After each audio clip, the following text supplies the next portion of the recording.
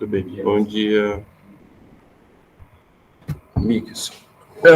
Então, na semana passada, a gente começou com a parte de bancos de dados com Java, né, com JDBC. Tivemos a aula remota na sexta anterior, a gente deu uma explicação geral.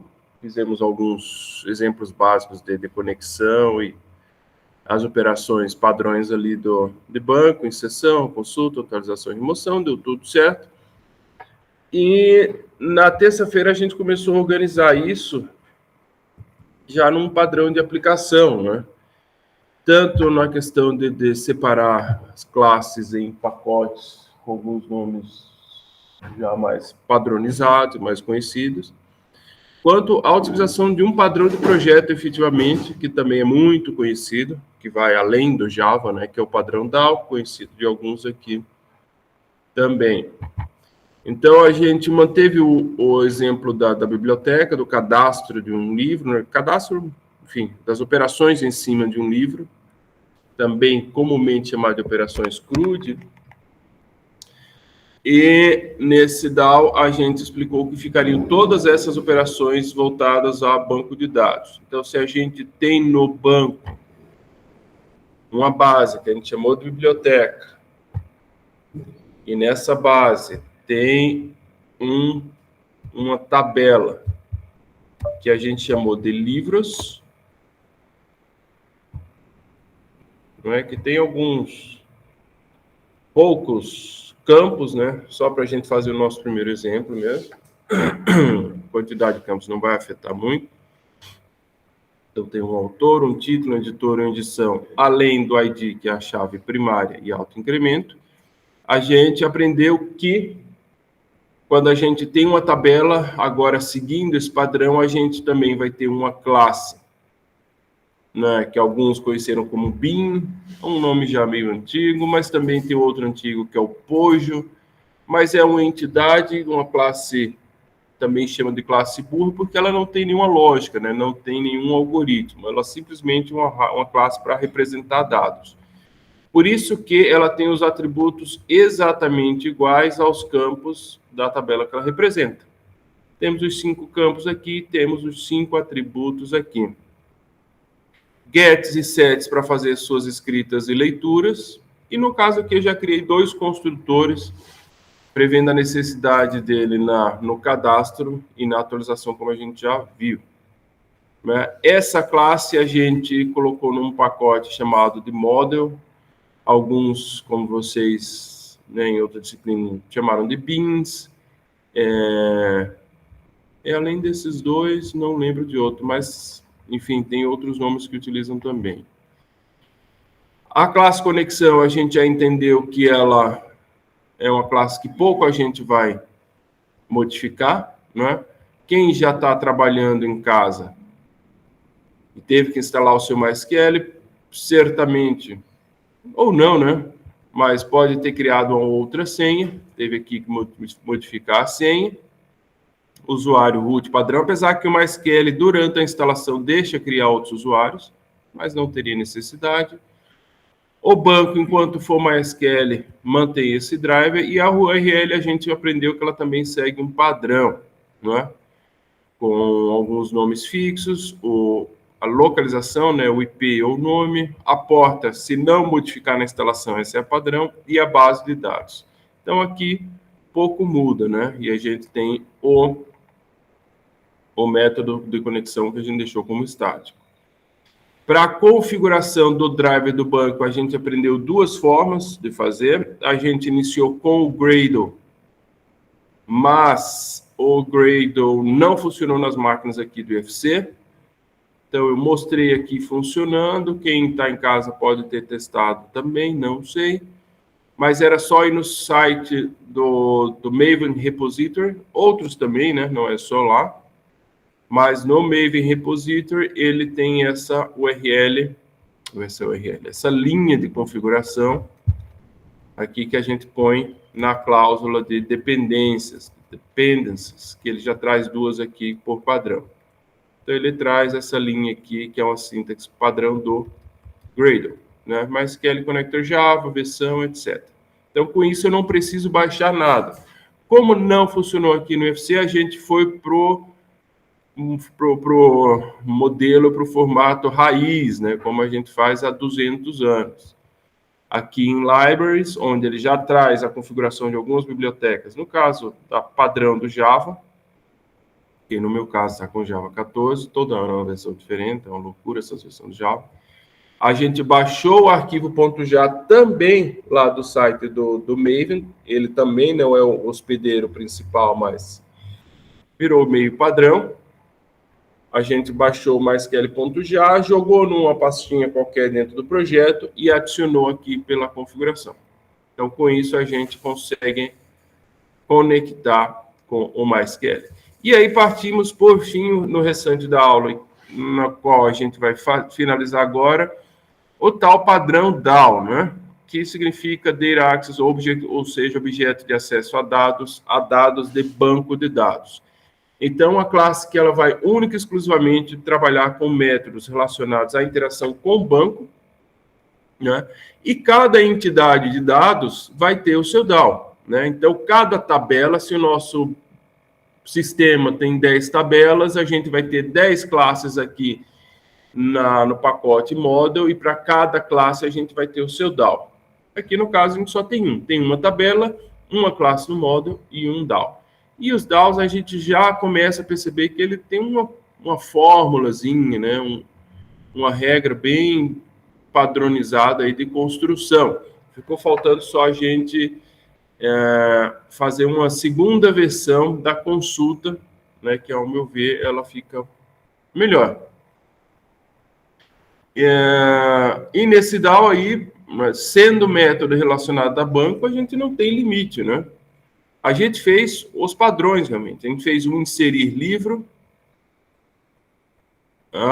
Aqui, deixa eu minimizar aqui para ficar mais fácil. Com um insert. A gente já utilizou, diferente da aula anterior, que a gente mostrou os primeiros exemplos com o statement. A gente já foi direto agora para o prepared statement, entendendo que, apesar de um pouco mais trabalhoso, ele é mais robusto, mais seguro, né, impedindo injeções de SQL, um problema de segurança. Então, a gente monta SQL, cria o statement e seta os seus valores na sequência exata que a gente definiu no SQL, né? Eu defini 4 parâmetros, né? Coloquei as 4 interrogações e nessa mesma sequência de título, autor, editor, edição, eu os inseri aqui com um índice, né? Que, como bem perguntou o Henrique na aula passada, não começa do 0 igual vetor, começa do 1. Mas se o título é o primeiro campo, então ele vai receber 1, autor é o segundo 2, o editor o terceiro 3, edição é o quarto 4, e por aí vai. Cuidando apenas de setar esse valor de acordo com o seu tipo, né? Principalmente o tipo foi definido na classe livro aqui no caso, que também tem sua relação com o tipo no banco. No banco nem sempre vai ser muito parecido, né? Por exemplo, a gente vai perceber que o MySQL ele não tem o tipo Boolean, né? Lá ele vai ser um inteiro. Lembra disso, Henrique? Henrique lembrou. Aqui vai ser Boolean, né? No Java a gente chama de string. Lá ele é um varchar, que é um vetor de array, e o string é um vetor de array. Mas tem que ter a mesma ideia, os dois. E depois a gente executa a carry.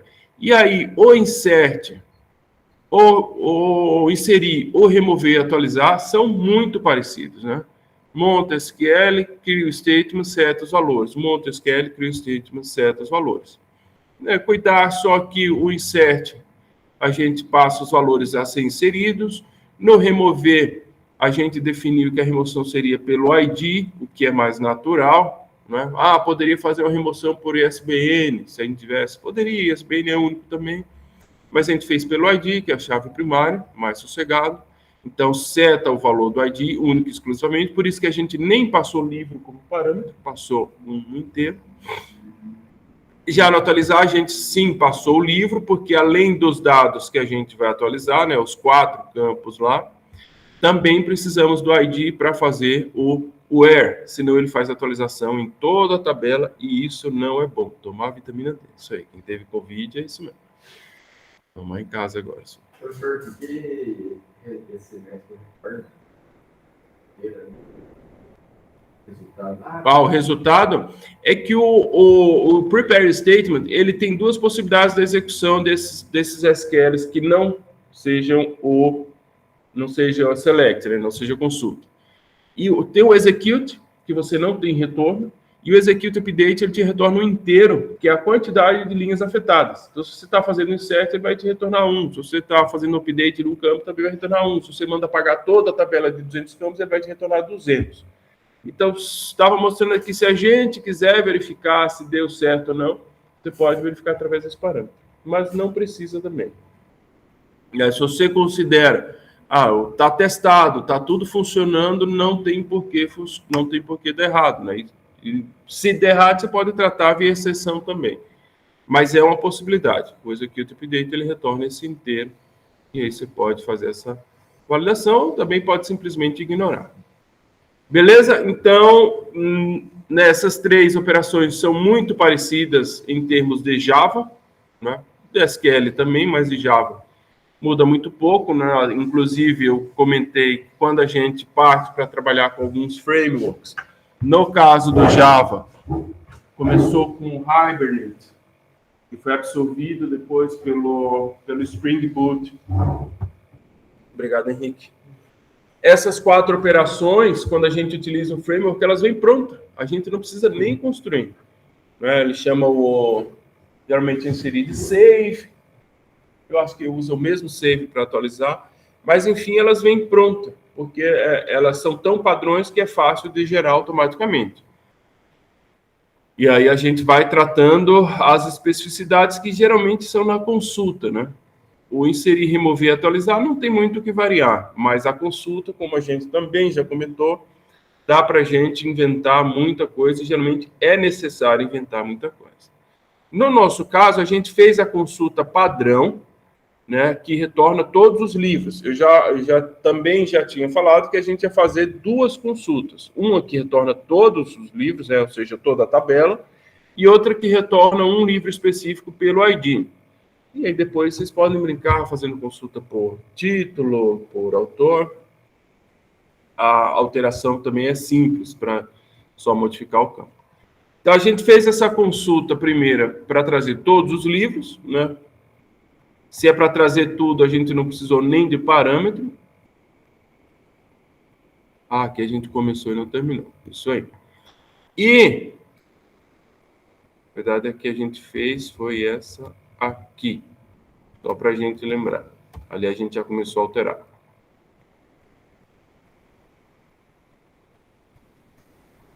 E aí eu fiz uma primeira versão desse consultar livros, né, na forma mais simplificada possível.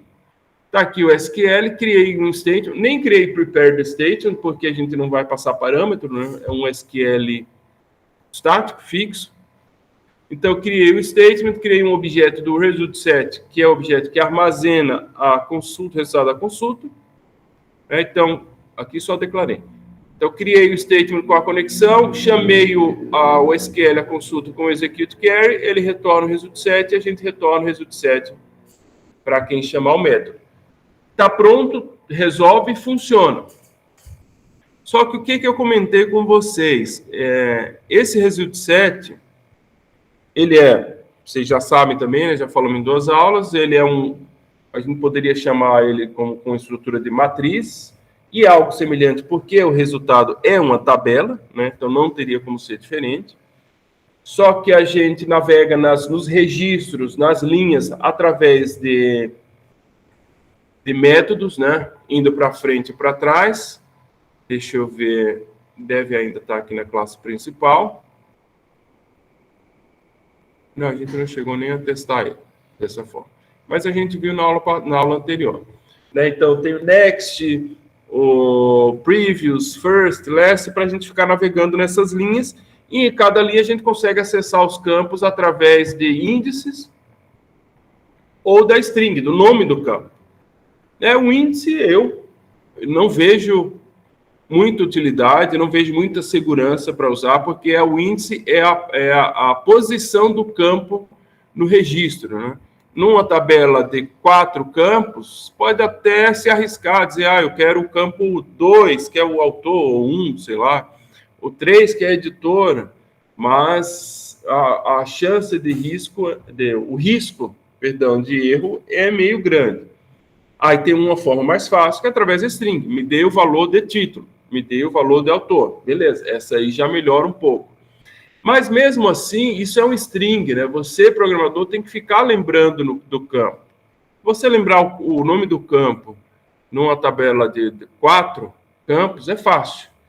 Mas as tabelas não são de 4 campos. As tabelas do mundo real, elas têm 10, 20, 30 campos.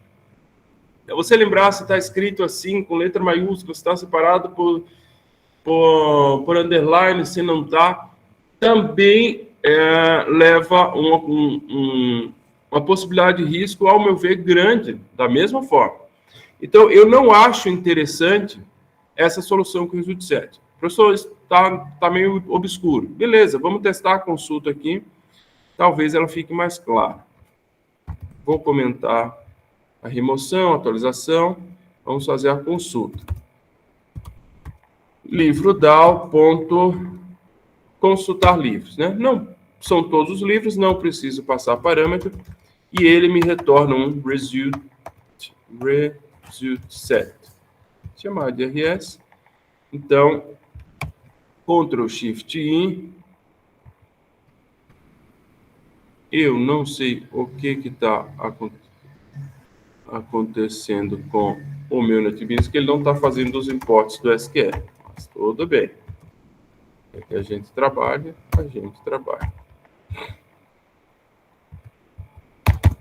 Então, como é que funciona o result set? Se ele é uma matriz, né? Se ele é um vetor de vetores, a gente precisa fazer loops nele, né? Então, pelo menos um loop a gente vai fazer, que é percorrendo linha a linha, através do método next, ele vai para o próximo, até acabar. Quando acabar a tabela, ele encerra, obviamente.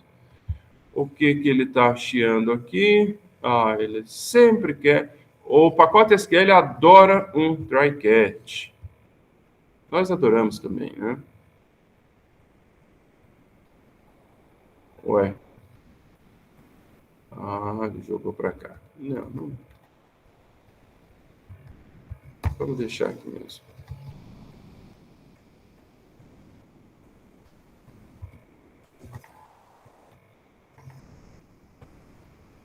Não. Aqui é o do while. Tá certo. Tá? Então, percorrendo essa tabela de resposta da consulta, aí a gente pode, com o RS, fazer gets pelo tipo, da mesma forma que a gente seta na hora que vai passar os valores, get string, e como eu falei, esse parâmetro pode ser um inteiro, que é um índice da posição do campo, que eu acho terrível, né? Vou colocar 2. Eu não sei se o 2 ele vai me trazer... Tem que toda vez memorizar a sequência, é terrível, né? Mas vamos mostrar aqui. Talvez seja uma coisa minha, mas eu não acho interessante essa solução com índice. Vamos dar um play. Provavelmente é o autor, né? É o autor. Tá aqui o Gustavo Henrique Barack Obama. 3 figuras ilustres. Se eu ponho 3, obviamente vai ser o título. Está aqui o título dos 3 livros. Então eu preciso saber a sequência. Eu não sei o que vocês acham disso. Eu acho horrível. Mas beleza, ele dá outra opção. Eu quero a editora. Então aí sucesso, né? O que eu faço? Eu quero também o título. Vem aqui. Título.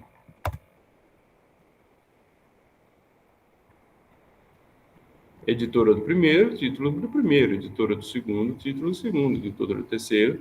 Perfeito. Eu quero também o escritor. Aí é escritor ou autor? Aí lá vou eu para o banco lembrar. Não, eu tenho certeza, é escritor. Não vou lá consultar, não. Deixa para mim. pau, né? É que aqui eu tirei a exceção.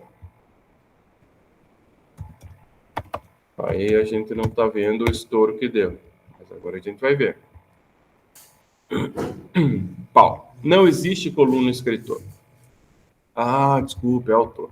Então, vejo que tem uma possibilidade de erro. Ah, professor, mas é só ir lá olhar.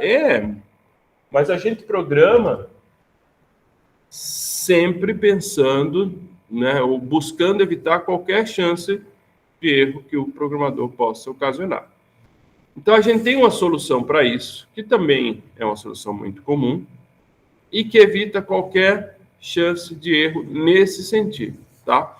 Por isso que a gente comentou essa solução simples, que pode ser utilizada, né?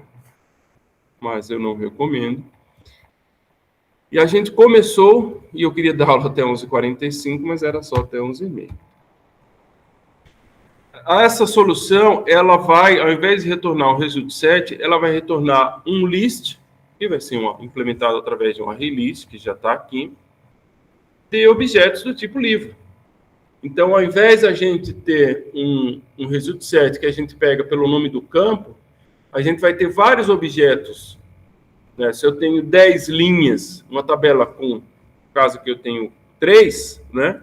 Eu vou ter um array list e um vetor com 3 objetos do tipo livro. E aí, com o objeto do tipo livro, eu não tenho erro, não tenho possibilidade de erro. Eu vou fazer get, e o get é Java, né? Se você digitar get escritor, ele vai dar erro de compilação, não vai nem compilar o negócio.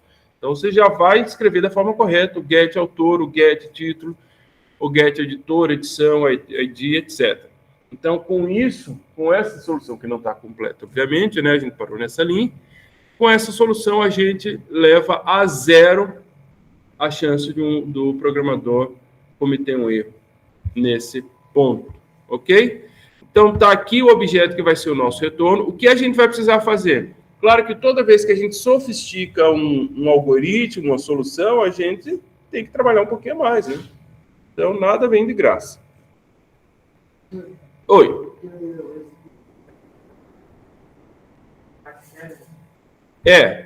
Pros SQLs que você...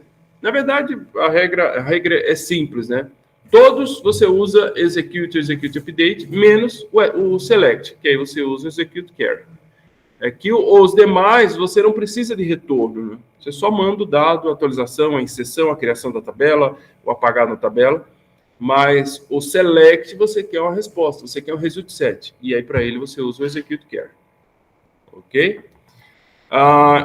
Então, está aqui o select, está aqui o objeto. Então, por enquanto, está igual à solução anterior, né? Não tem diferença alguma, a não ser a criação do objeto aqui, que é a nossa resposta. Agora, o que a gente vai fazer? Aquele while que a gente fez lá fora, a gente vai fazer ele aqui dentro. rs next. De onde a gente vai extrair todos os valores. A gente só vai transferir os dados, né? Do result set e jogar para o vetor de livro. Tá piscando o negócio aí, né? Então, eu vou precisar aqui toda vez, já vou criar um objeto livro aqui, declará-lo, também vazio, que a gente vai criar ele aqui, livro igual a new livro. O nosso um construtor, né? Eu acho que eu vou criar um construtor vazio aqui também. Vou fazer com 7, só para ficar mais fácil. Eu acho que fica mais legível. Então, eu vou criar um construtor, o terceiro construtor aqui, sem parâmetro. Você tinha feito uma pergunta, Eric, no ano passado, no negócio do construtor. Era o vazio, né? Era disso. Que às vezes você quer criar um objeto e não quer usar o construtor. Eu de gosto pessoal, eu não uso muito construtor, não. Eu prefiro fazer os 7. Eu acho que fica mais organizado. Então, aqui vamos iniciar tudo com vazio.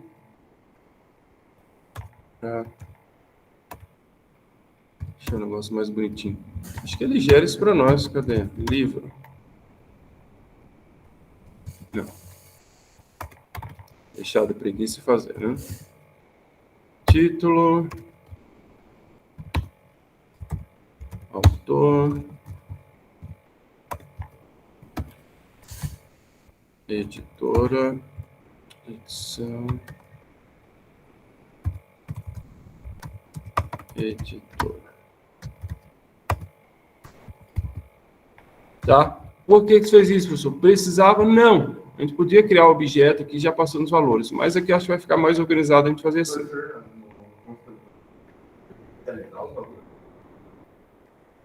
Quer dizer que precisa, não, essa é a inicialização padrão, mas eu gosto de deixar explícito que os valores estão vazios, mas se você disser que, porque essa já é a inicialização padrão do Java, né? String vazia e o ID e os inteiros como zero. Então, nesse caso, não existe obrigatoriedade.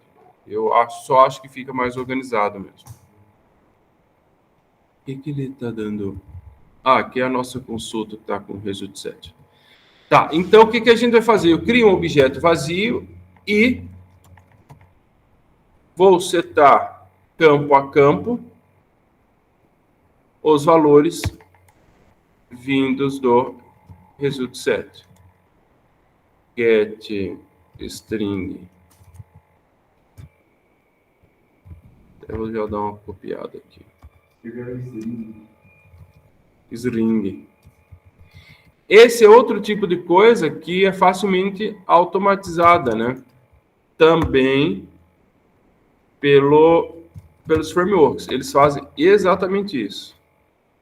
Então, professor, estranha essa sua solução aí. Não é não estranho, não. O pessoal faz isso também. Estou fazendo a sequência. Edição. Só que aqui é inteiro. Então, não adianta eu copiar. Edição.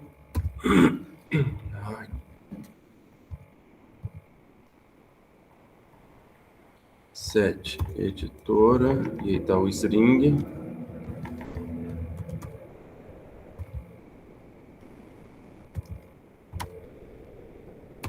ID.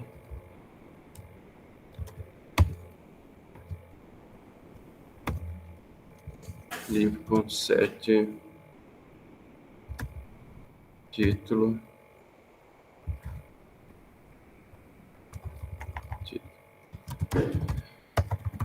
Então, o que eu estou fazendo? Estou pegando do result set e jogando os dados num objeto, livro, que eu criei ali em cima, e depois eu faço livros, que é o meu array, list, ponto adicionar livro. E no final eu retorno livro. Então, é esse o método. Esse é o método consultar, um pouco mais elaborado, nada demais também, mas que, como eu falei, vai evitar o usuário desse método, que vai ser provavelmente muito utilizado no sistema, e a gente evita que ele tenha o trabalho de ficar lembrando quais são os nomes dos campos, como é que são escritos, e evitando também que ele gere possíveis erros no nosso programa. Então, eu transfiro, eu pego o result set, extraio dele, né, faço gets, jogando dentro do objeto livro, através do set, e cada livro novo eu vou adicionando no vetor. Então, eu termino esse método com um vetor de objetos do tipo livro, né, que a gente consegue manipular de forma mais simples e mais segura. Entendido isso? Faz sentido? Professor, isso aí não fica muito ruim a performance? Se tivesse lá mil livros. É que esse for você vai fazer em algum essa repetição você vai fazer em algum lugar, né? Em algum momento você vai ter esse while, né? Então, em termos de performance, é que também não é tão comum você ficar trazendo tudo de uma vez, né? Me ver toda a tabela. Geralmente é uma consulta parametrizada. trazer livros com autor tal, com editora tal. Então, geralmente, é um select ali que vai ter algum erro. Mas essa repetição você vai fazer em algum momento.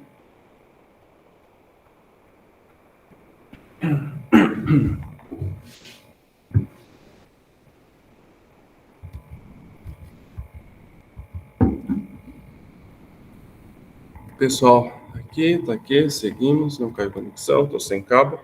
Então, vamos testar agora, né?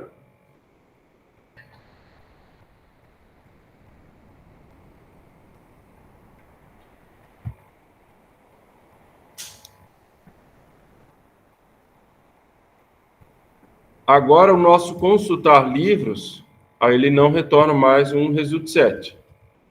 Ele retorna um list de livro, que eu chamei de livros.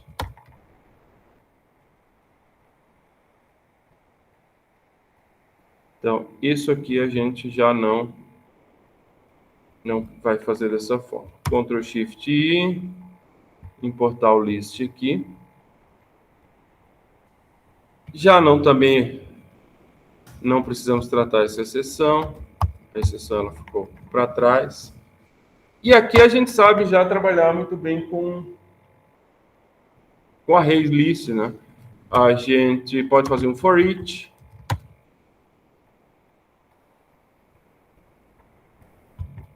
Sei lá o que tem com esse NetBeans aqui. Não sei se é o mínimo. Livro.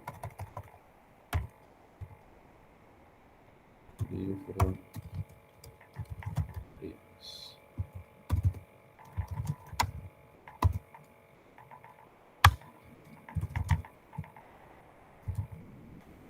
Ponto get título.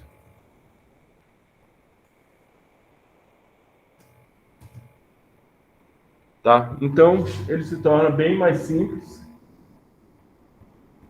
Eu posso fazer for each, ou fazer com for, né? Posso ir paginando de forma mais fácil. Eu quero mostrar de 10 em 10. Né? Aí é um vetor, a gente vai percorrendo. Vamos fazer um for para mostrar os 10 primeiros. É que para nós aqui não vai fazer diferença, né? Só tem 4. Mas eu quero fazer um for para mostrar só os 10 primeiros livros. Então, eu faço aqui. Livros.get e escrevo o título e o autor.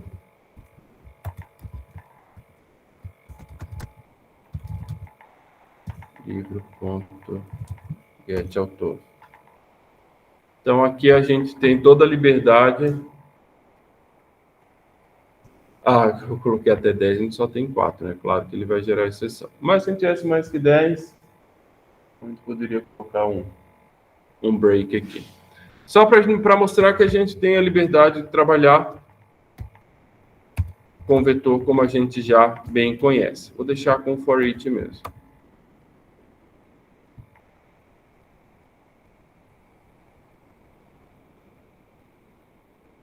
Tá? Para quem não ouviu a pergunta do Eric, ou talvez não tenha entendido a nossa conversa, ele falou sobre questão de performance, né, de desempenho, porque a gente está fazendo um for, né, numa tabela que pode ser gigante para jogar para um outro vetor.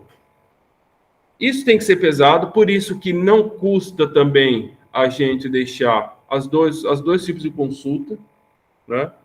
Dá para fazer uma paginação também, né? Dá para fazer uma paginação, que é o normalmente feito, né? Então, você vai... É que, dificilmente... você vai... É uma loja, até trazer o exemplo do Quintal Integrado. É uma loja de livros. Você vai mostrar uma página principal, você não vai trazer todos. Na página principal, você vai mostrar 50 livros. Então, você faz essa paginação que o Eric está falando, é você limitar e quebrar quantidades por um determinado valor. Então, eu vou mostrar ali de 50 em 50. Eu não vou trazer, eu sou a Amazon, não vou trazer meus 100.000 livros que eu tenho no único retorno, no único consulta, tá? Então, isso aí sim a gente pode ir controlando, paginando. Ou se achar necessário trazer tudo de uma vez, por algum motivo, pode-se manter uma consulta dessa como resultado certo, para não ficar fazendo isso aqui. Mas, na prática, né, para as consultas que a gente vai fazendo, e principalmente se elas forem parametrizadas, que aí reduz bastante a quantidade de registros, isso aqui facilita de um tanto. Ok? Então, agora nós temos as 4 operações básicas prontas, funcionando, né? Bem arrumadinho. A gente testou elas de uma forma rústica, né? Num formato texto, só realmente como teste, para validar e ver se está tudo certo. Funcionaram as 4 operações. Agora a gente quer utilizá-las de uma forma mais interessante, interativa, facilitada, né? Que seria uma interface gráfica. Se a gente tivesse mais avançado no curso, né, nas fases mais à frente, no momento dessa disciplina, que não é o caso, a gente partiria para outras interfaces, algo mais atual. Mas essa a gente já teve, né? A gente não está nesse momento, vocês vão ter esse momento em outras disciplinas, né, de fazer para web, provavelmente para fazer dispositivo móvel também. Então, aqui, para orientação a objeto, a gente vai fazer interface desktop. Não vamos dizer que é um negócio 100% inútil, não é isso também, né? Ocorrem situações que você precisa fazer alguma aplicação local, isso ainda existe, apesar de fato, não ser muito comum.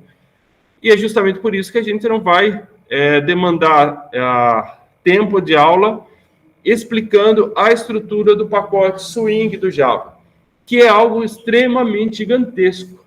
Se vocês olharem, pesquisarem aqui, Java Docs.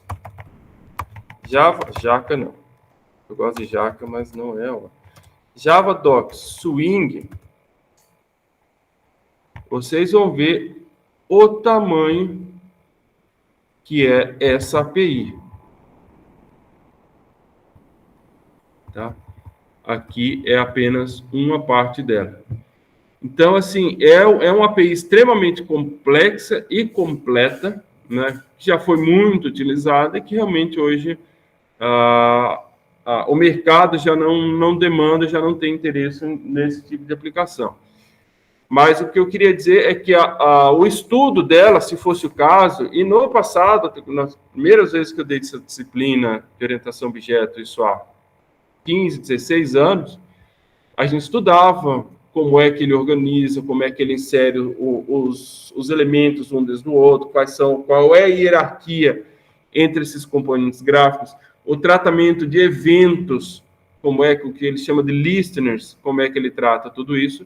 Mas, como eu falei, não faz sentido, e graças à evolução das ferramentas, a gente também não precisa, porque se a gente não tivesse o que a gente vai mostrar aqui agora, que eu vou criar uma tela básica, new file,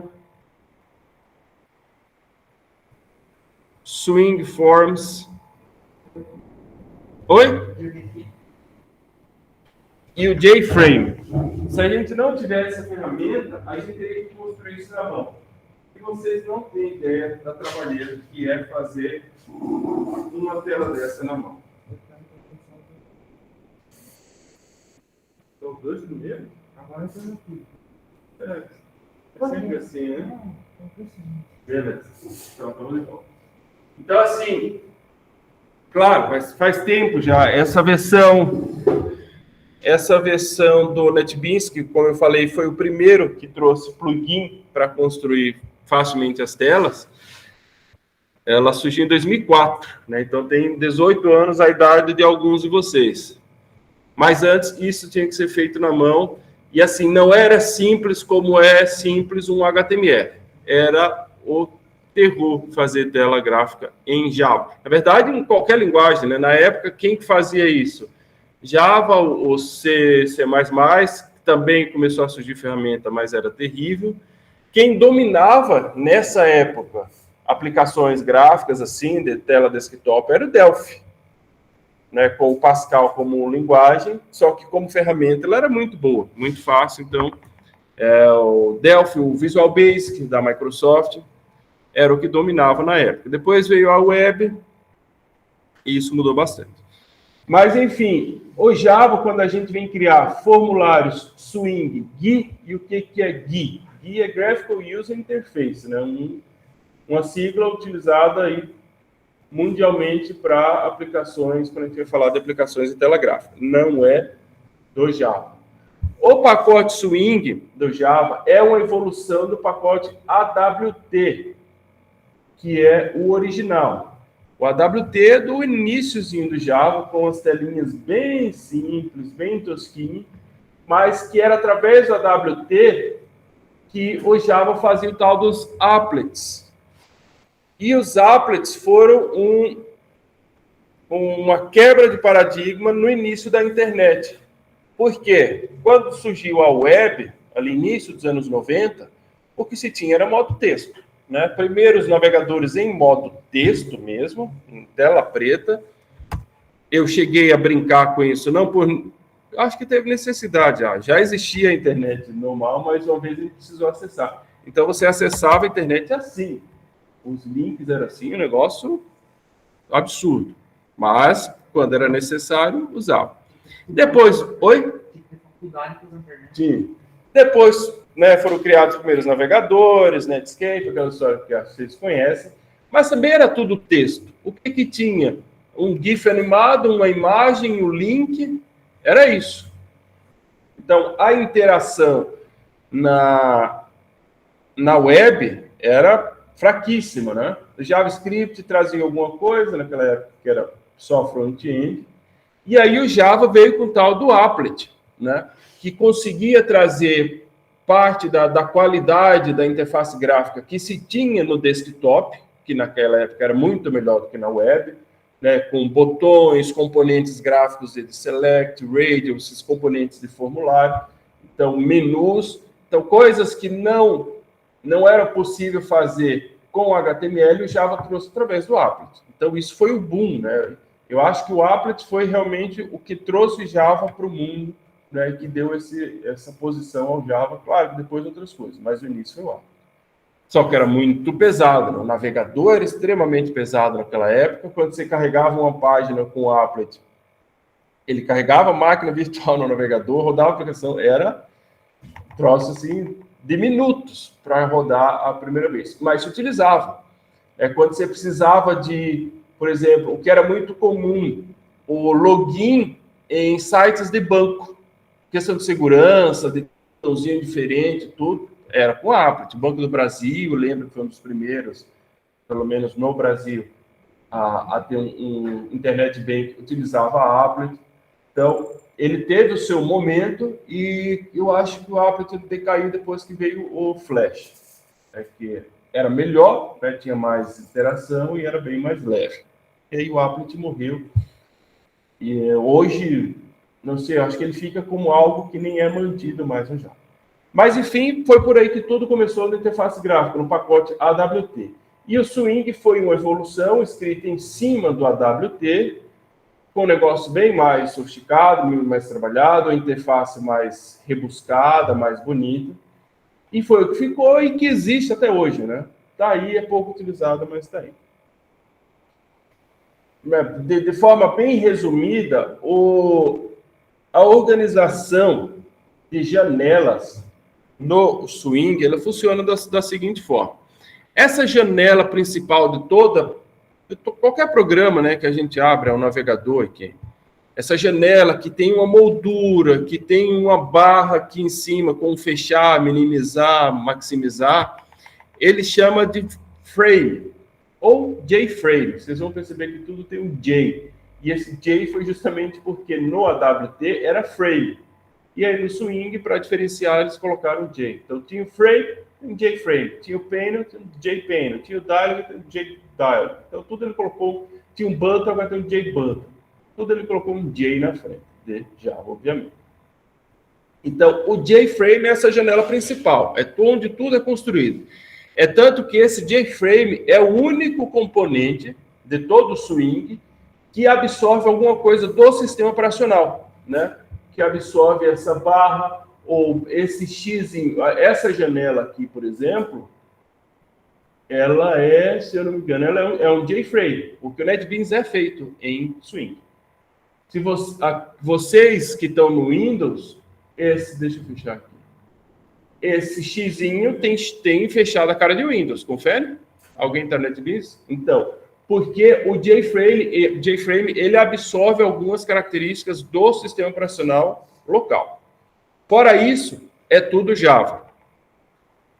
Novo arquivo. Spring não. Java Swing. Tá? Os demais componentes aí já são 100% Java. Então, eu tenho J-Internal Frame, que vão ser janelas internas, né? Como qualquer programa que a gente abre documentos ou abre janelinhas internas, você também consegue minimizar e maximizar, a gente vai perceber que elas já são, já tem uma estrutura diferente. E elas não funcionam de forma independente, elas só funcionam dentro do J-Frame. Então, eu tenho o J-Frame como janela principal e o Internal Frame como janelas internas que rodam dentro do J-Frame. Além disso, o que nos interessa são os J-Panel. São painéis. O que é isso para o Java? É para a gente poder dividir, se assim a gente quiser, a nossa tela principal em, digamos, em mais de uma área, né? Eu quero delimitar, por exemplo, aqui eu tenho essa área à esquerda que é para os menus, eu tenho uma área aqui embaixo que é para a saída de execução dos programas, eu tenho uma área aqui do lado. Então, ele consegue dividir essas áreas através do J-Panel. Mas isso se a gente achar necessário. Não é obrigatório. O que nos é obrigatório é sempre começar aqui pelo J-Frame. Eu vou colocar aqui como janela principal. Janela principal. Professor, oi. Depois você consegue passar no SIGA lá o SQL Passo sim. Então, só criei a classe aqui. E vejo que só o criar a classe, ela já tem uma tela, né? Se eu der um play aqui... ele está rodando outro. Eu quero... janela principal. Run. Olha aqui, ela já a gente não fez nada, só criou a classe e ela já é uma janela. Como é que isso é possível? Graças à nossa amiga herança. Se vocês perceberem aqui no código-fonte, que a gente consegue com esse botão, olha o que é a nossa classe janela principal. Ela extends, ela herda da classe JFrame. Então, aqui mostra o poder da herança, né? A gente criou uma classe que a gente não colocou uma única linha de código, né? Claro, ele gera alguma coisa aqui, que é coisa da ferramenta, né? Mas basicamente só para executar mesmo. Mas o fato da gente não ter feito nada e já existir uma janela, né? Já ter um botão de maximizar, de minimizar. Oi.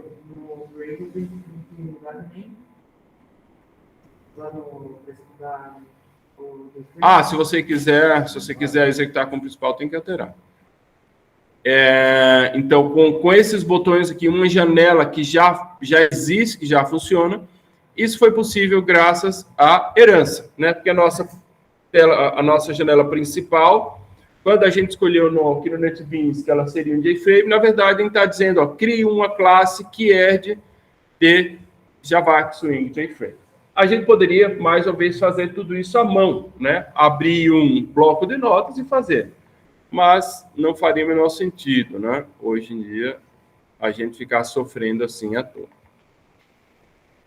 E aí, quais são as vantagens que a ferramenta nos dá? Porque, mais uma vez, a gente poderia aqui ir criando à mão, só que a gente teria que estudar bastante como é que cria os objetos, como é que insere, como é que posiciona, que é a parte mais difícil. E nem no HTML isso é tão fácil, né? Você posicionar um elemento onde você quer, você organizar os elementos numa tela.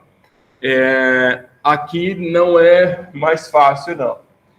Então, claro que a gente não vai precisar fazer isso, porque nós temos uma ferramenta que tem essa paleta aqui à direita,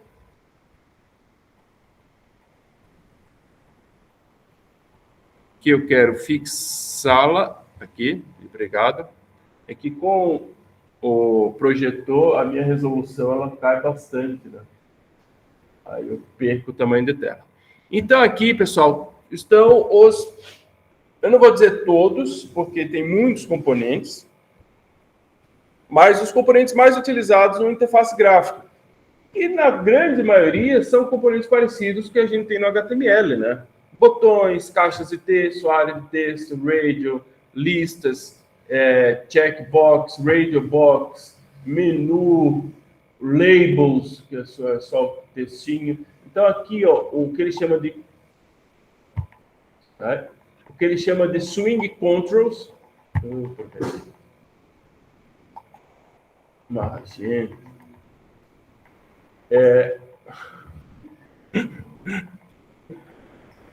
vai parar? Não? Não mesmo? Esse é o meu sincronizador do Google Drive. É uma solução open source que eu vou fechar, porque está muito chato. Tá? Então aqui, ó, eu tenho esses componentes. Caixa de texto, o combo box seria o select do HTML. O lister é um combo aberto, caixa de texto, o que tem mais? Barra de progressão, caixa de senha, botão. Esse toggle button é aquele botão que você clica, ele fica, você clica de novo, ele volta. O check e o radio, que são muito conhecidos. O button group, que é para agrupar radios. O label, que é só o rótulo, não é só o texto mesmo. Então, aqui são componentes... Então, você vê que ele tem um pouco uma árvore, né, para ir abrindo algo nesse estilo aqui. Cadê o Google Drive? A árvore seria um componente assim, né? Então, por mais que a interface HTML tenha evoluído, e ela evoluiu demais, né? Você consegue fazer também muita coisa ainda com interfaces desktop, né? Que são as originais, as antigas. Então, os componentes estão aqui.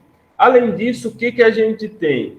A gente tem aqui os containers, que são essas organizações da janela, da possibilidade de você fazer uma janela interna aqui, o tal do internal frame, né, que você pode ter várias janelas. A possibilidade de você criar abas, né, com esse table pane que eu acho que é uma opção interessante. Eu basicamente trabalho com essas duas, né? Ou janelas internas, né, com uma barra de menu em cima, ou abas, né, quando não são muitas, negócio mais fixo. Eu preciso de várias janelas, então eu vou no internal frame. Não, eu preciso 2, 3 janelas ali, aí eu faço como abas. Mas a janela interna, só para vocês verem aqui uma coisa. Como é que eu... Deixa eu trocar aqui para... É que aqui no end...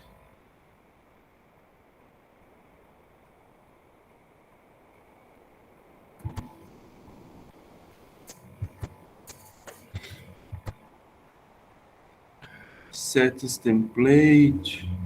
O que deve ser isso? Mais fácil. Então, ó, vejo que essas janelas... Deixa eu alterar umas configurações aqui, que elas estão muito fixas. Então, né, já aproveitando, além dessa aba, que a gente insere os componentes, que a gente vai brincar um pouco com eles, eu tenho essa aba de propriedades, que aí eu altero a configuração de cada um desses componentes.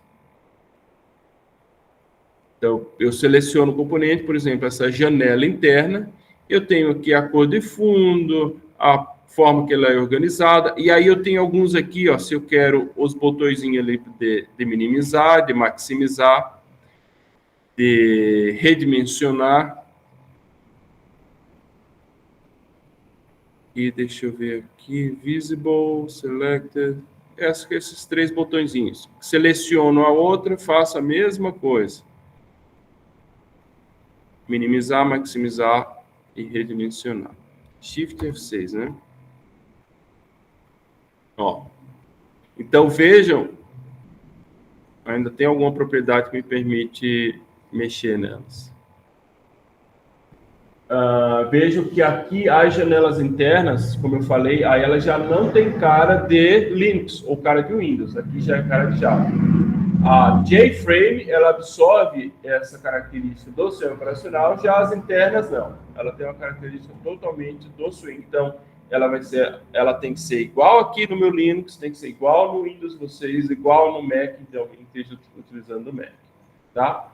Então, é uma possibilidade de criar janelas internas. Mas vamos partir para o padrão primeiro, né? Vamos criar uma única tela, uma única janela, vou apagar esses internal frames, e conhecer alguns componentes básicos. E aí sempre ir mexendo nas suas propriedades.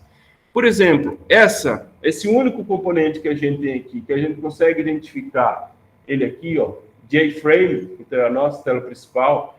Se eu tiver depois um label que a gente vai colocar aqui, né? Quando eu seleciono, ele vai mostrar que as propriedades são do JLabel. Seleciono a janela, ele mostra que as propriedades são do JFrame. Então, quando eu quero alterar a propriedade, eu vou lá e clico para selecionar o componente altera. Então, a minha janela, que por enquanto agora tem um JFrame, mas vejam que ela não tem nenhum título, não tem nada, eu posso vir aqui nela, clico, e eu tenho a propriedade aqui, title, né? Que eu vou chamar de biblioteca, que é a nossa biblioteca. A gente vai fazer o cadastro, né? Mas vou chamar de biblioteca. Alterei a propriedade title, Shift F6, executo novamente, e agora eu já tenho aqui o título, tá, da minha aplicação, biblioteca. Tá? Então, a maioria das propriedades a gente acaba não mexendo muito, mas vocês podem ir explorando, né? Deixa eu aumentar aqui. Ela tem a opção, né, do como é que ela reage ao clicar no botão fechar, se é não fazer nada, se é só esconder, ou se o padrão quer realmente fechar. Aí as cores, pode alterar a cor de fundo, colocar a imagem de fundo. Nessa janela principal, acaba que a gente não mexe muito. Ó, ela tem uma opção resizable, ou seja, ela pode ser redimensionada. Você não quer que ela seja, porque senão vai desconfigurar. Então, você desmarca o resizable, Shift F6. E agora a gente não consegue redimensionar. Ela vai ser obrigatoriamente desse tamanho. Uma tela de login, né? Essa aqui é uma telinha do tamanho fixo. Então, você desmarca o resizable e você não vai conseguir alterar o tamanho. E aí é interessante a gente observar que tudo isso que a gente vai fazendo, aqui em Source, ele vai alterando no código, né? Em algum lugar aqui vai ter um resizable sendo setado para false. Ele esconde, ó, depois do construtor, eu tenho aqui a classe, é Java, tá? É 100% Java. Apesar de ter um monte agora de coisinha bonitinha, é Java. Eu tenho a minha classe. O construtor, ele joga para um método que ele criou, que ele chama de inicialização init components, que é o código que ele gera aqui embaixo, ó. Ele até coloca aqui na linha 19, código gerado. E esse código gerado é justamente esse método init components que ele utiliza, e que se a gente olhar aqui o código, o que tem? Alterando o título para a biblioteca, que a gente fez para a propriedade, set resizable para false, que a gente acabou de fazer pela propriedade, o rótulo ali do JLabel, que a gente não deixou, tá como JLabel 1. E se vocês olharem aqui, o fundo desse código, ele está cinza. Por quê? Porque eu não posso mexer nele, ó. Estou tentando alterar, ele não deixa. Parece que o código que é gerado no é bem mais simples. É que o NetBeans, ele criou uma biblioteca própria para a organização dos componentes da tela, um layout próprio. Então, eu acho que sim, o código que ele gera no NetBeans, eu vou dizer que é mais lixo, né? Ele gera mais código mesmo. Está bem mais legível. Era exatamente o que eu ia falar agora. Esse código a gente está aqui olhando para conhecer tudo, mas a gente não mexe nele. E eu acho que o Eclipse deixa mexer ou não. Então tem essa diferença, até interessante que eu esteja fazendo no Eclipse e que o Eric tenha trazido isso. Bem nesse momento, né? Eu selecionei, tentei alterar, ele não deixa. Por quê? Qual é a proposta do NetBeans? É que isso aqui não existe, né? Ele, inclusive, trouxe isso minimizado, né? Ele trouxe escondido. Ele trouxe isso dessa forma.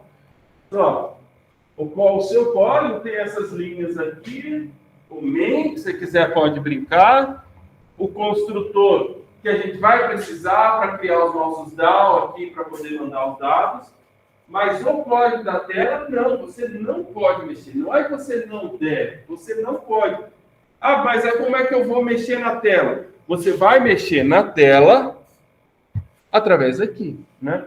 Tudo, exatamente tudo que a gente precisar em termos de interface, eu não preciso ir para o código Java. Eu posso ir aqui, por exemplo, o label. Label é o nosso rótulo, eu vou colocar como um título aqui, cadastro de livro. Tá aqui, deixa eu ver. Já selecionei ele.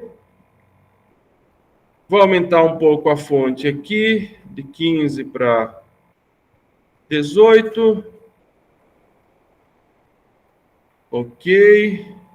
Só para fazer alguma coisa diferente. Vou vir aqui, vou colocar um outro JLabel, que aí eu vou começar a colocar os campos. Eu posso, né? Eu dei 2 cliques aqui para editar, ou posso vir aqui na propriedade text e altero, por exemplo, título do livro, ou só título, 2 pontos. Então, estou começando a dar uma cara para a minha tela, tá? Tá aqui, e sem a necessidade de mexer em código, enquanto tudo isso está sendo alterado justamente nessa parte aqui, que está bloqueado para o meu acesso.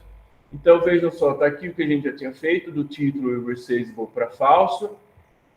Tem aqui ó, o meu JLabel 1, ele alterou a minha fonte para tamanho 18, alterou o texto, né, do rótulo para cadastro de livro. O JLabel 2, que foi o segundo JLabel que a gente colocou, ele alterou o texto para título. Então, tudo que a gente está fazendo lá, ele gera o código. A diferença é que o Eclipse, ele também faz isso, só que ele te dá a liberdade de vir aqui e mexer no código também. Então, isso é uma questão muito de gosto. O Eclipse, o NetBeans, ele entende que dessa forma ele protege e ninguém vai bagunçar o código que ele está gerando. O Eclipse, ele é mais livre, né? Mais democrático.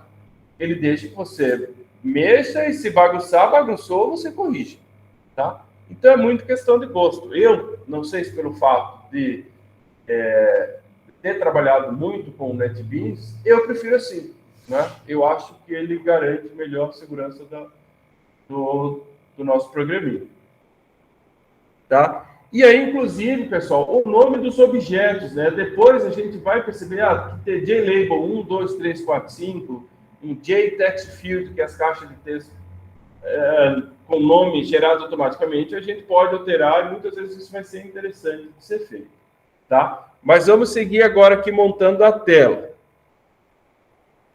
Deixa eu só ver se a turminha de casa está dormindo. Eu acho que tem uns 2 aí cochilando. Ah, deu uma turma grande aqui. Mas então seguimos aqui. Então, percebo que o montar a tela é muito sossegado, né? É arrastar componente e alterar suas propriedades. Então, eu já vou vir aqui e colocar outro JLabel, outro JLabel, outro JLabel. Aqui, autor, edição, editora, edição. Tá? Então, por exemplo, por enquanto aqui, só texto, né? Só label. Label é rótulo. E aí eu tenho alterado por aqui. O que eu estou fazendo?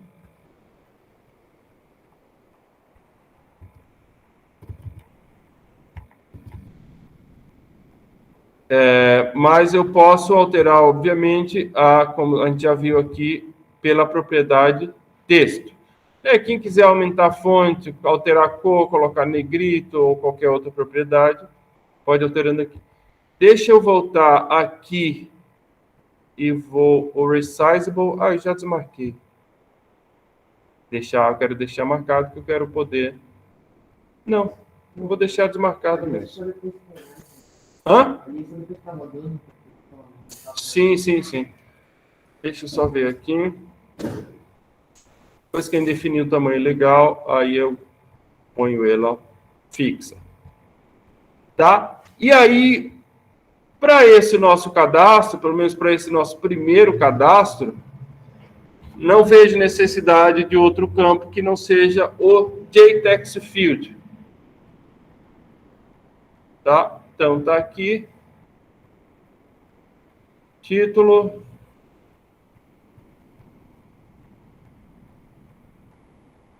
Autor.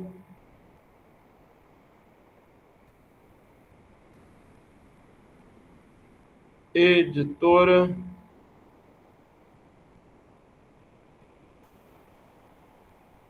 E edição. Vou dar uns espaços maior, né?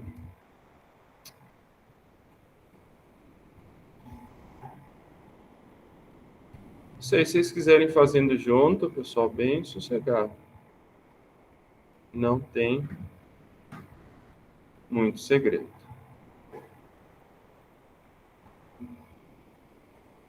Tá? Se eu der um Shift F6, então já tem uma cara mais de formulário, né? A diferença é que ele traz agora com valor também que não nos interessa, né? Esses campos a gente quer vazio. Então, na propriedade aqui, ou, se eu der 2 cliques, ele gera como ação. Acho que é F2, ou vindo aqui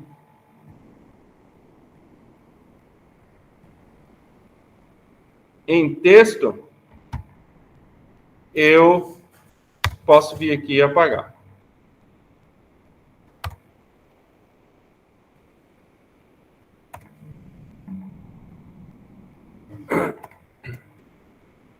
Com licença aqui só um segundo.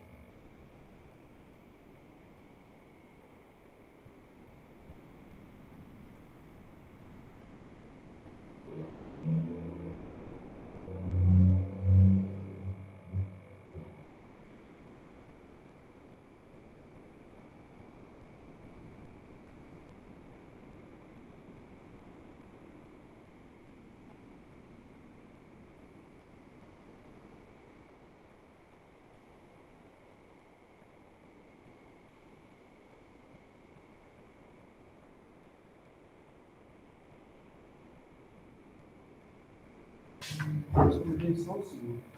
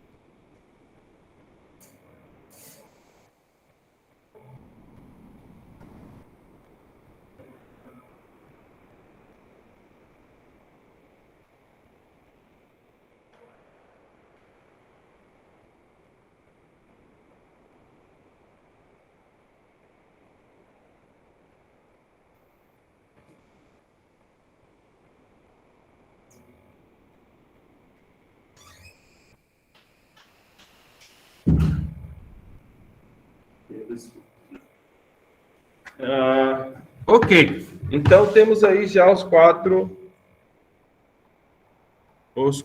campos, né, que a gente tem seria para o cadastro do nosso livro. Só ajustar aqui que está...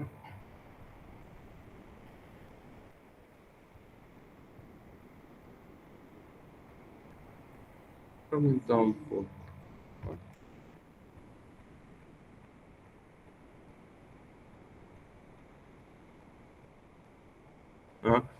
Mais uma vez,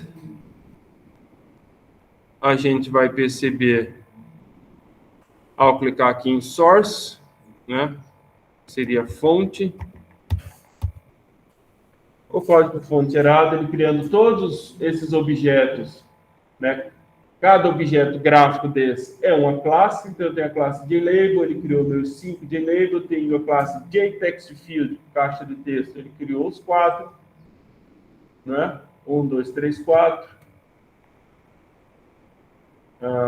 Altera aqui o texto dos labels, tá? Então a gente pode ir observando, sem necessidade, mas pode ir observando o código gerado. E, por fim, o que a gente vai precisar aqui é um botão, né?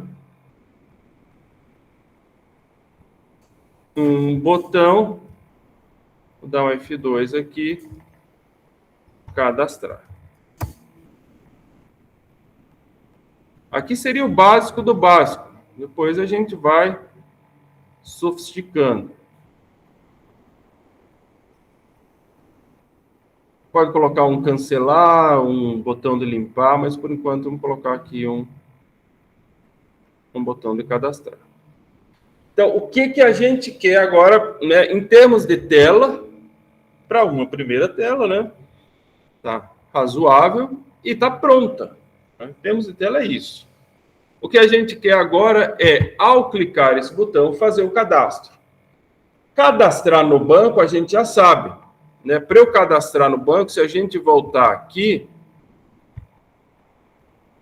e lembrar do nosso código, o que a gente fez aqui nesse principal em modo texto? O que a gente fez para cadastrar? A gente criou um objeto do tipo livro, setou dados nele, aqui foi para atualizar.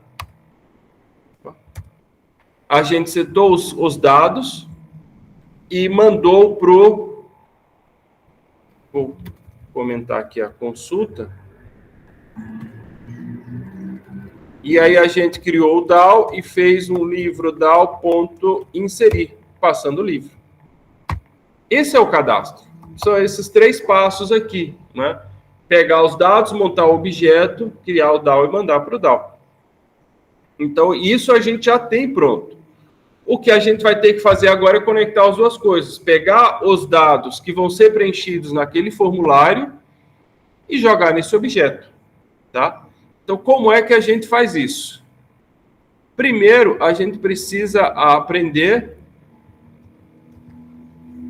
a gerar um evento, né, de clique no botão.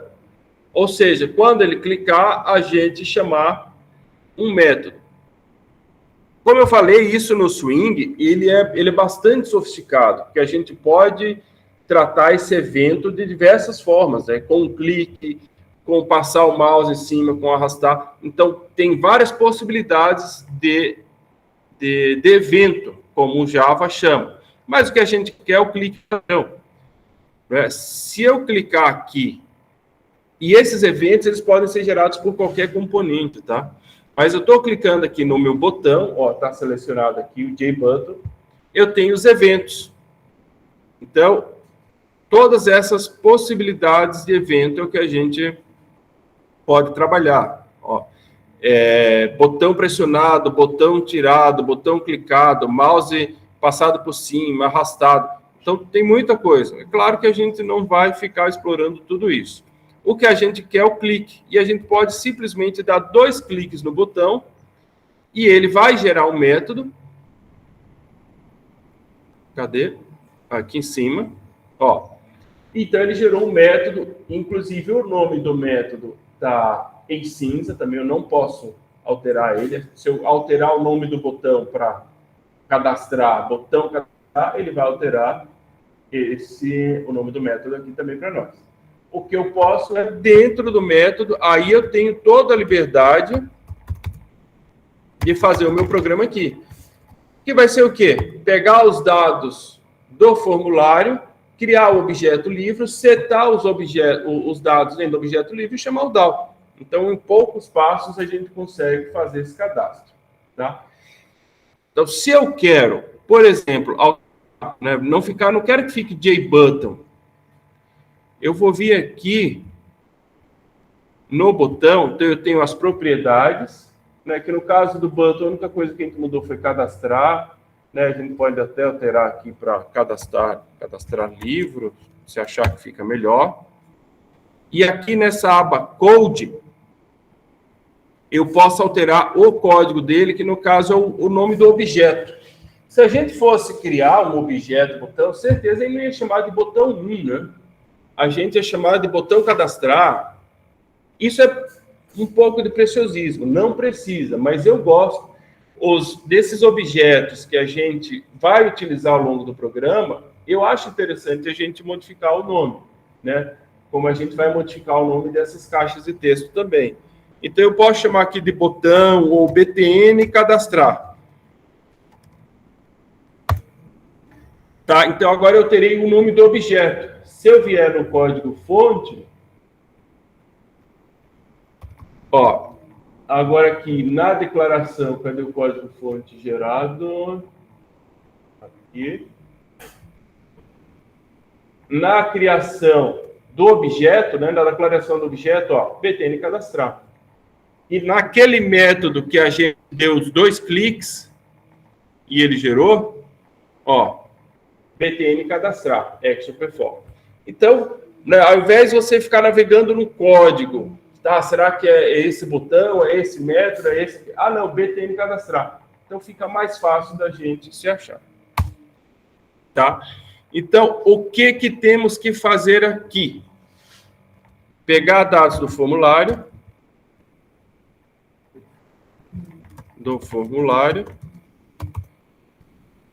montar objeto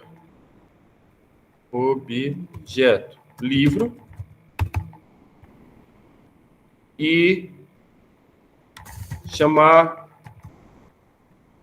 método cadastro do DAO. Então, basicamente isso. Montar o objeto livre a gente já sabe, já vou até declarar ele aqui. New livro. Import. Chamar método DAO, a gente também sabe já criar o DAO.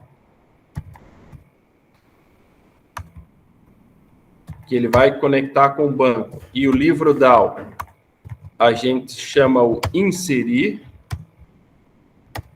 Inserir passando o livro, né? Então, isso aqui a gente já sabe fazer, né? Tá pronto. Aqui, o livro está vazio, né? Eu preciso através, né, setar esses valores, setar autor, eu preciso setar a edição, ele vai sugerindo aqui, mas não tem nada a ver, né? Eu preciso setar a edição, eu preciso setar o que mais que tem a editora, e eu preciso setar o título. O ID não, que ele vai ser gerado. Então, isso aqui a gente precisa fazer, né? Eu preciso passar valores, e esses valores estão lá no formulário. Então, o que nos falta é pegar do formulário. Se a gente fizer referência a qualquer um daqueles objetos, vamos pegar um primeiro aqui, que é o título, né? Ele chamou de JText Field 1. Não gosto desse nome. Então, vou aqui em Code e vou alterar para... Posso só chamar de título, ou posso chamar de text. Eu tinha um padrão que eu identificava o tipo do componente, né? Mas eu não vou fazer isso agora. Eu vou chamar simplesmente de título. Eu fazia título TXT, eu acho, que aí para a gente saber que é uma caixa de texto, box. Eu vou chamar só de título. Aqui, autor, também vou alterar para autor. Então, isso aqui vai ser o nome do objeto. Editora para editora e edição para edição. Tá? Então, estou alterando isso aqui na aba Code. Se a gente vier no código fonte, né, só para verificar. Então, aqui ó, eu tenho meus 4 text fields, agora com nome mais aprazíveis, né? Título, autor, editora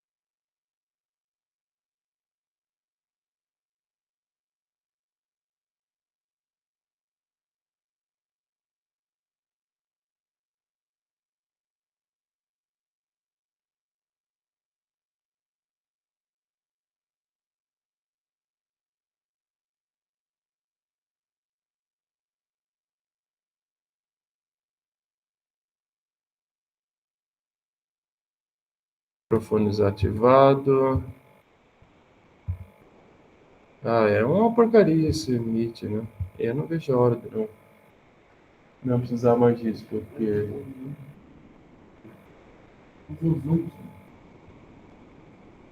Mas o Zoom ele deixa gravar por 2 horas? Eu não gostei muito do Zoom. Estamos de volta, estamos de volta. Está gravando, está compartilhado, tem microfone, sucesso. Então, aqui a gente pode editar outras coisas, Java avançado, editor IFC fica, edição é a primeira, cadastro, livro cadastrado com sucesso, venho aqui no banco, está aqui mais um livro cadastrado. Então, funciona, né? E sem muito sofrimento. Montamos uma tela com uns 10 componentes, alteramos a propriedades de algum para questão de apresentação.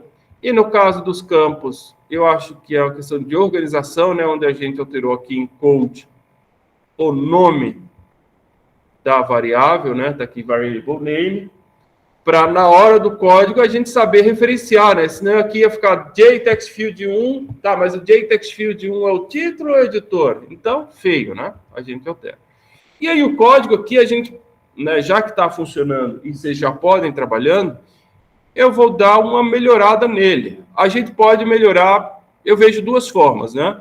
Ou a gente pega essas variáveis e já joga aqui no construtor, como foi a sugestão do Henrique, eu acho, né, jogar no construtor, ou eu acho, aí é muito gosto pessoal, eu vou jogar aqui direto no set, não vou ficar criando essas variáveis intermediárias com nomes horríveis, eu já vou fazer direto aqui, né, sem ficar criando variávelzinha, que a gente não precisa mais disso, né, gente? Opa, ali é... baguncei tudo. Título, eu joguei em autor. Título aqui. Autor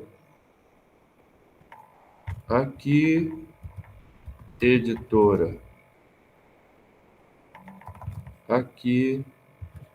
E edição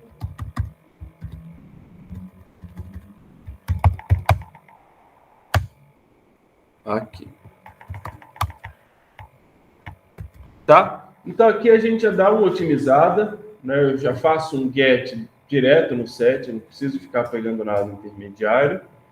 E o Eric perguntou, professor, o DAO, ele pode ser fora? Ele deve ser fora, né? A gente criou aqui só para a gente lembrar dos passos, mas, por enquanto, o nosso programa, ele é só uma tela de cadastro, mas a gente vai evoluir isso para uma tela, né, uma janela com telas internas de cadastro, de remoção, de consulta, de atualização, e todos esses métodos, eles vão utilizar o DAO, e não tem para que a gente criar um DAO em cada um deles, né?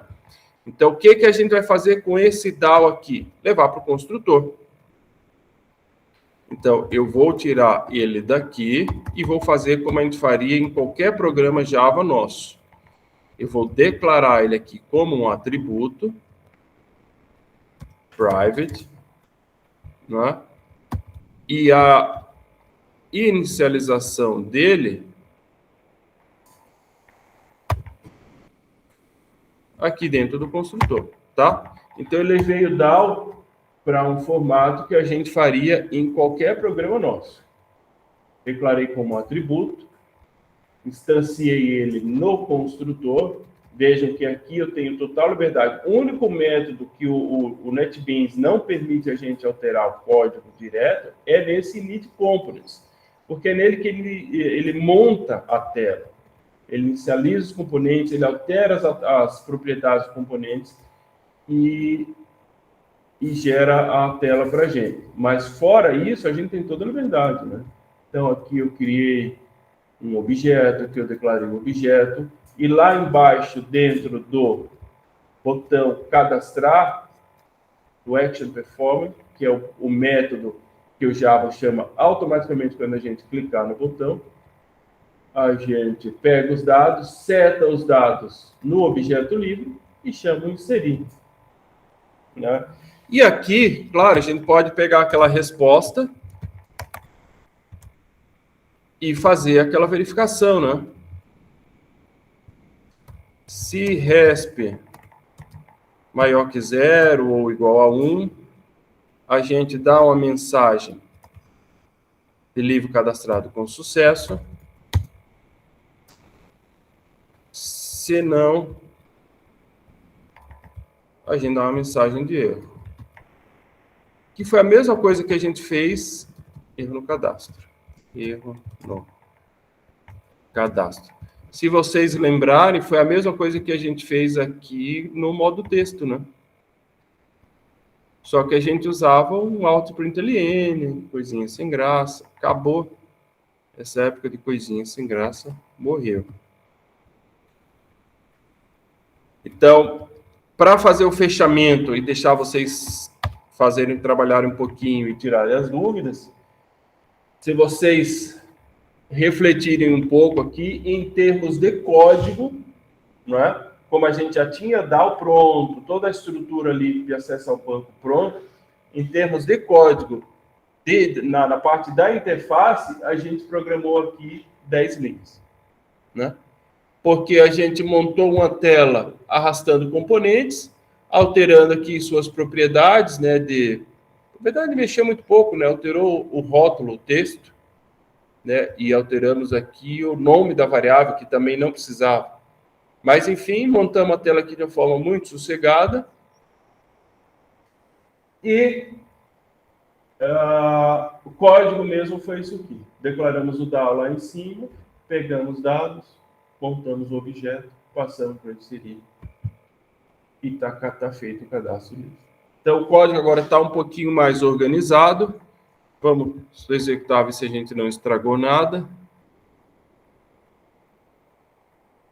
Diz o livro aí, Henrique, que você está lendo no momento.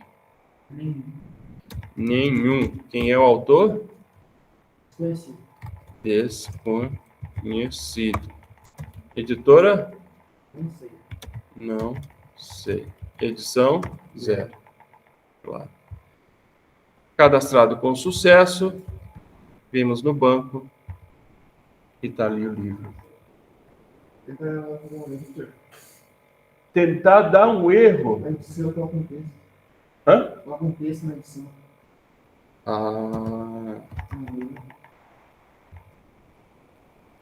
Aqui ele vai dar erro. Na verdade. Opa. Esse erro aqui, a gente não tratou. Quer dizer, está tratado, mas a gente não deu sequência a ele. Aquele erro que você quer ali, a gente vai conseguir. É que aquele. Ele está dando erro aqui, ó. Exatamente, ele está dando erro aqui, que a gente teria que tratar antes. O erro que você quer gerar para ver uma mensagem lá de erro no cadastro, só se a gente... Deixa eu ver aqui. Vou gerar um erro aqui no SQL. Ou alterar o nome do campo lá, de autor para escritor. Inventar qualquer coisa. Deixa eu ver, Shift F6. Aí essas exceções, né? Campo não preenchido, campo com valor indevido, a gente tem que ir testando e tratando a um.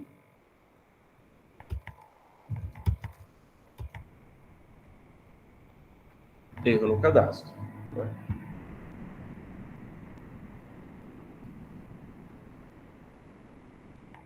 Reset entre livros. Tá? Então, essas validações, limpar campo, essas melhorias a gente vai fazendo aos poucos, né? E vocês também podem ir explorando. Então, como só temos aí 15 minutos de aula, não sei se vocês foram fazendo juntos, se não, mas é a hora de fazer, quem não fez, e tirar as dúvidas. Vamos fazer uma API com Java e o Swing consumir a API?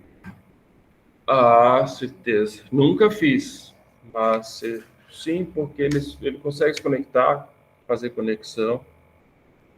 Dá sim. Nunca fiz, mas dá. Uhum. Porque eu consumi a API é uma requisição HTTP, né? Dá sim. Hã? Uhum. Deixa eu só ver se tem... Não tem nada. Tá, já chegou, Henrique. Eu havia comentado de que a gente faria essa aplicação hoje, mas a ideia era fazer as 4 operações e o que eu não terminasse eu faria e gravaria para vocês, né? Só que, pensando se isso é uma boa, tem bastante coisinha aí. Eu acho que a gente vai fazer isso na terça-feira, tá? Eu acho que vai ficar melhor. Então, assim, sugiro, né, que vocês assistam os vídeos que eu postei no aula que está registrada para amanhã, né, que aí eu já entro em detalhes de alguns componentes gráficos, como essa janela interna, aba, tabela. A componente tabela ela é bem interessante para vocês ir adiantando, porque não sei se a gente vai conseguir... Porque não adianta a gente ficar explorando todos os componentes, todas as propriedades, né? Vocês precisam entender como é que a coisa funciona, e agora a gente já tem um bom entendimento. Precisa mais coisa, mas a gente já tem um bom entendimento, e aí vocês vão explorando os demais componentes. Então, na terça-feira, aí o que a gente vai fazer? Agora, começar a reorganizar essa aplicação, né? Não só como um cadastro, né? Mas pelo menos como a gestão do livro, onde a gente faz o cadastro, onde a gente faz a atualização, onde a gente lista livros, e para isso utilizando esses componentes para a organização da janela. Seja com janela interna, que eu acho que nesse caso não é interessante, mas vou mostrar também a possibilidade. E, na verdade, tem nesses vídeos que estão na página da disciplina. E eu acho que essa solução a gente vai fazer com aba. Eu acho que fica mais legal, né? E aí com a aba tem dá para fazer numa tela só também. Aí vai muito da criatividade de vocês. Mas o importante é que vocês tenham aí o conhecimento para fazer o projetinho, né? Que agora falta pouco. Do que vocês precisam, falta muito pouco, né? Ver um outro componente a mais, ver como organizar várias janelas dentro da única aplicação. Pelo que eu vi, o Chris Lay, ele trouxe um projeto que vocês fizeram com o Crawl. O Crawl, ele fazia um menu com botões e chamava janelas externas, né? Tá. Aí é bom ter visto que a gente já faz alguma coisa diferente. Já chega aí. Tá, então, restinho da aula para vocês tirarem alguma dúvida daqui, ou pessoal de casa, mas quem já teve alguma dúvida também já está liberado. Sim.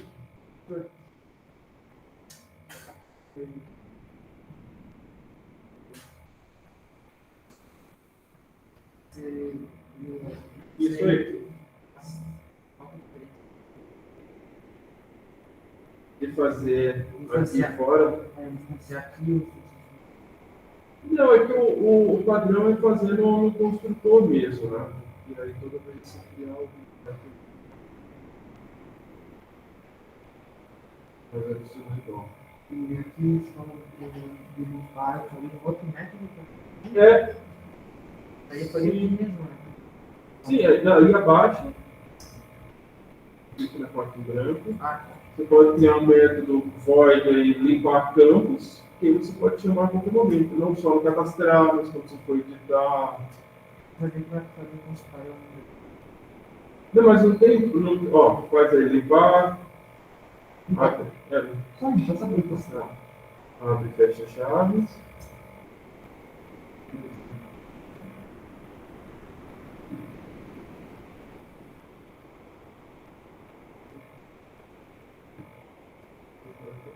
Recorta essas 4 linhas. Jogue aí e aqui em cima você chama limpar. Então não tem parâmetro. Sim, só que a gente assim, vai fazer para outros campos. Eu tenho que fazer um limpar para cada campo, para cada tela, por exemplo. Assim, até porque essa classe aqui só representa uma tela, né?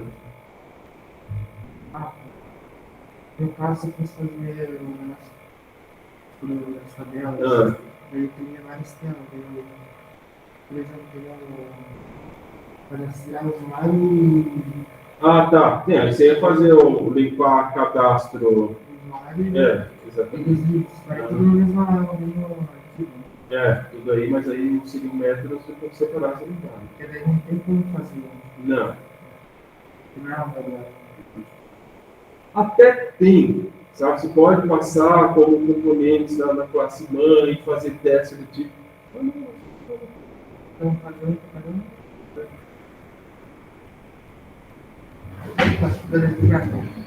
Deixa eu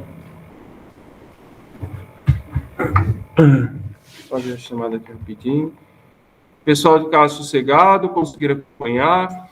Viu, professor? Diz aí. Eu tô com uma dúvida aqui do meu trabalho, que eu peguei, eu tô tentando fazer o sistema do Helpdesk. E eu tenho até agora duas tabelas, que são a do cliente e a do chamado, e eu vou ter mais uma que seria teoricamente a do setor, que pelo SQL já é uma nova tabela, né? Sim. E eu preciso necessariamente fazer, já, tipo, colocar no SQL, fazer as chaves estrangeiras dele no SQL, ou não tem nada a ver isso? Ou eu posso fazer isso dentro do próprio NetBeans? Olha, eu não sei se eu entendi exatamente o que você precisa, Gustavo, mas geralmente sempre você precisa tratar a chave estrangeira, sim. Tipo, como eu vou ter uma tabela separada do cliente, do chamado e do setor que ele trabalha, eu precisaria ter uma confirmação dele em cada uma pelo próprio SQL quando a gente vai trabalhar só com o back-end. Só que daí eu preciso fazer isso necessariamente ou tipo, eu posso fazer isso dentro do código em Java? Porque, por exemplo, na hora que você for cadastrar um chamado, esse chamado ele vai estar relacionado a um cliente e a um setor, é isso? Então, quando você insere esse chamado, se eu entendi bem, ele vai ter uma chave estrangeira para o cliente e vai ter uma chave estrangeira para o setor também. Então, você tem que, esses dois parâmetros, né, esses dois campos de relacionamento, você tem que passar na hora do cadastro do chamado. Seria isso a tua dúvida, não? Creio que sim, acho que é isso mesmo. Porque assim, tudo que você fizer, tudo que você definiu no banco, se você tem mais uma tabela, se essas tabelas têm relacionamento, né? Se na tabela de chamado você tem chave estrangeira, na hora que você for fazer esses cadastros, tem que refletir tudo isso, né? Então, se você definiu que o teu banco é assim, na hora do cadastro, você tem que cadastrar assim, né? Na hora de fazer o Java, montado ali no NetBeans, você tem que passar todos esses parâmetros. Então, você vai criar um chamado que não está relacionado a nenhum cliente, né? A nenhum usuário.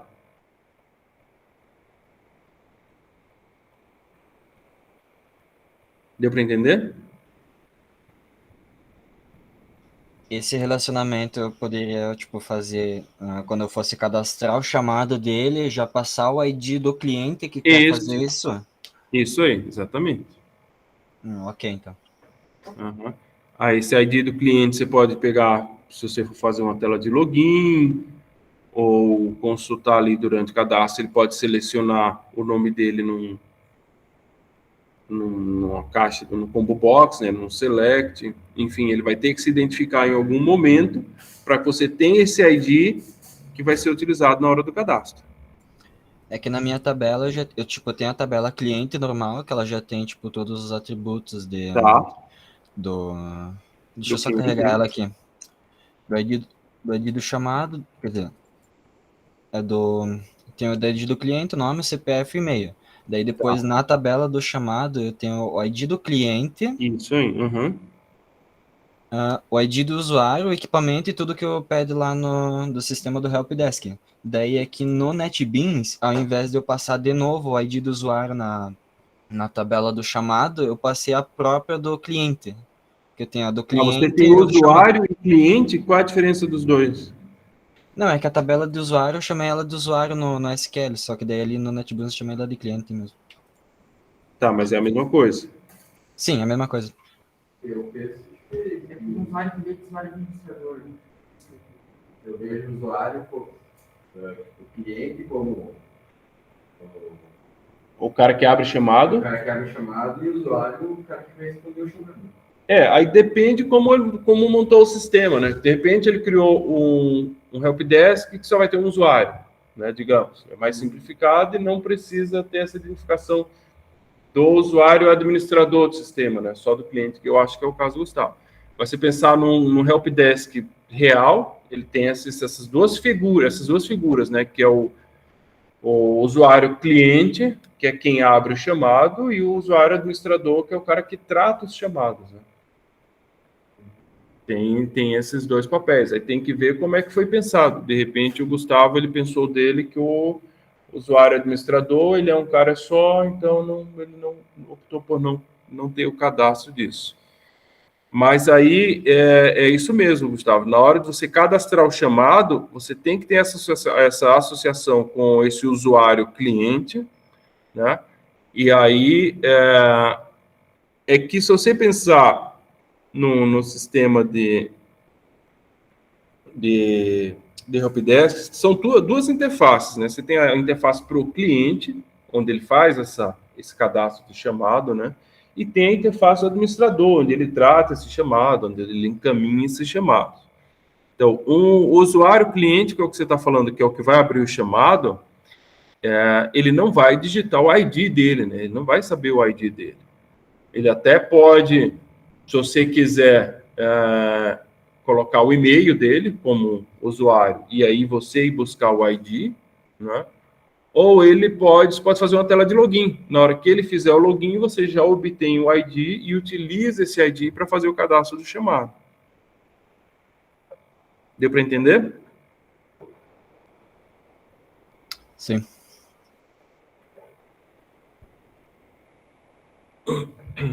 Vou fazer. Oi. Só fazer a chamada aqui rapidinho.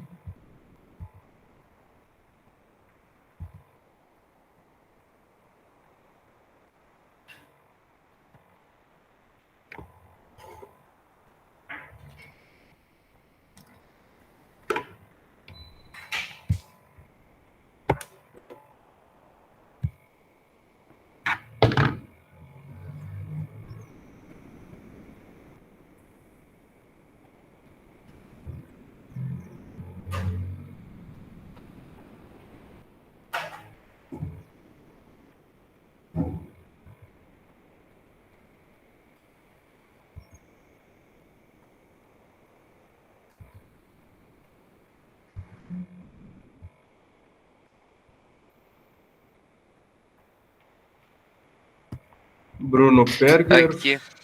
Tá aí. Crisley. Crisley não tá. Christian tá aí. Presente. Eric tá aí. Francisco não. Gabriel e Gabriele não. Guilherme Chaves tá aí. O Guilherme Amarilho também. Gustavo também. Henrique. Igor Luiz. João Pedro, sim. Júlia também.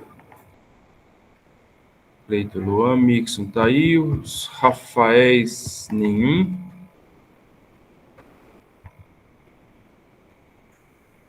Juan também não. O Vinícius hoje, que sempre vem, não apareceu. O Williams, os dois, e o Vinícius da Rocha também está aí. Beleza.